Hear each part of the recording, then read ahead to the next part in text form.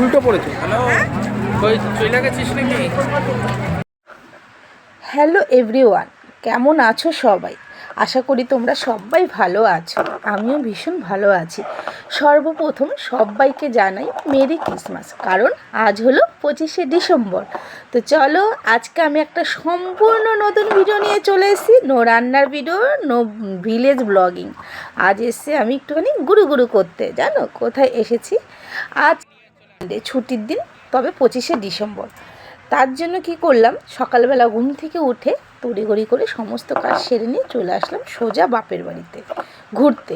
সেখানটা রীতিমতো মা রান্নাবান্না করে রেখেছিল। খাওয়া দাওয়া করে যখন রেস্ট নিচ্ছিলাম, তখন আমার ভাই বলল, দিদি চল একটুখানি চার্চ থেকে ঘুরে আসি। আমি নর্মালি জামা পরেছিলাম, তো বললাম এখন অনেক রাত, আমি বাড়ি যাব, তো চার্চে যাবো। বলে চল না, চলে আসবি 9:30টার দিকে। তো আমিও রাজি হয়ে গেলাম চার্চে, কারণ এই চার্চটা জানো তো কোথায়? এটা হলো মদনপুর সগুনাতে এই চার্চটা। আমি গেছিলাম আজ থেকে প্রায় 17 বছর আগে। তখন না এর মানে ডেকোরেশনটাই ছিল আলাদা রকম। কিন্তু আজকে যখন আমি 17 বছর পর আমি এই চার্চে আসলাম, এসে তো আমি ভীষণ খুশি। কারণ এত সুন্দর সাজিয়েছে চারিদিকে, আর এত লোক, মানে কি বলবো, লোক দেখে আমি অবাক যে এখানেও এত লোক হতে পারে। অনেকটা জানো তো পার্ক স্ট্রিটের মতো সাজিয়েছিল, অলি গলি দিয়ে লাইটিং ছিল ভীষণ পরিমাণে। আর চার্চটা এত সুন্দর লাগছিল। তো আমরা যখন ঢুকছিলাম, ঢোকার মুখে একটা সুন্দর ঝর্ণা ছিল, আর ভীষণ সুন্দর লাইটিং ছিল।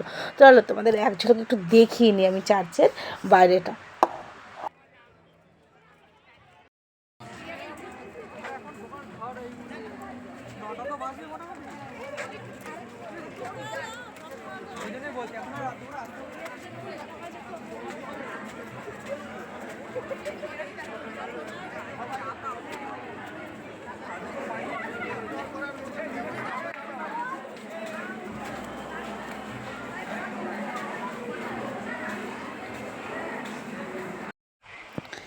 চার্চের ভেতরে দেখো, আমরা এখন ঢুকছি।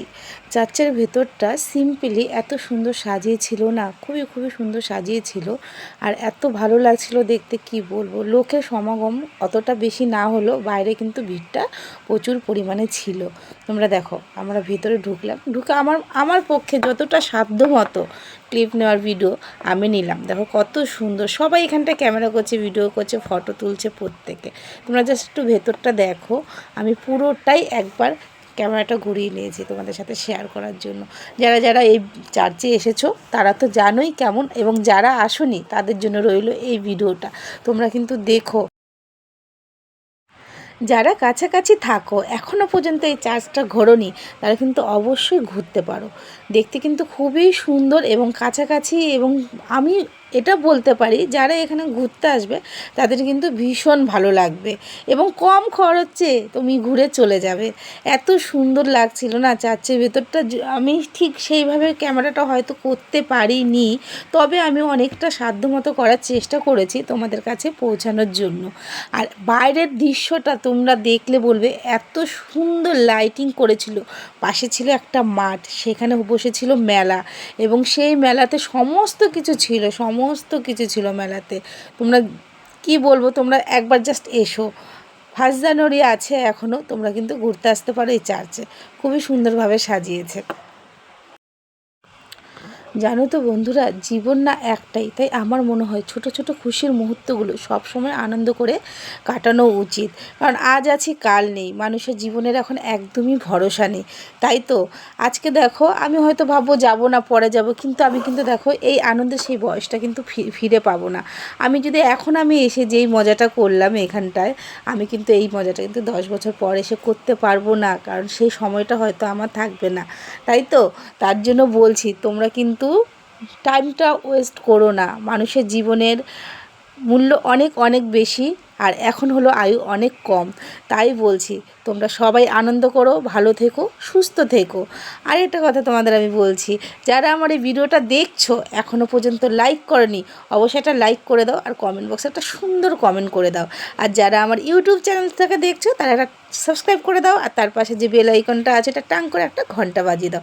আর আমার ফেসবুকটাকেও পেজটাকে অবশ্যই ফলো করে দিও। চলো কথা না বাড়িয়ে এবার আমি একটুখানি ভেতরটা সুন্দরভাবে ঘুরে দেখে দিই।